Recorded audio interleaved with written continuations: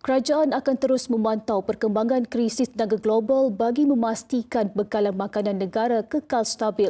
Menteri Pertanian dan Keterjaminan Makanan Datuk Seri Muhammad Sabu berkata, langkah awal sudah diambil bagi mengurangkan kesan kenaikan kos logistik, baja dan makanan ternakan.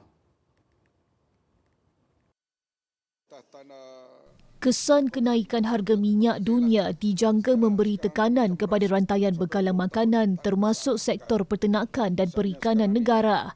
Hari ini Kabinet bincang panjang soal penyelarasan minyak diesel dan RON. RON bagaimana subsidi diteruskan.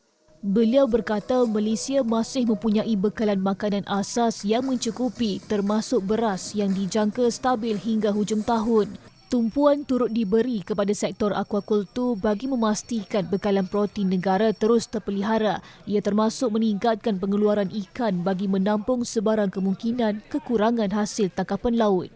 Pemantauan dan intervensi akan terus dipertingkat bagi memastikan kestabilan bekalan dan harga makanan negara.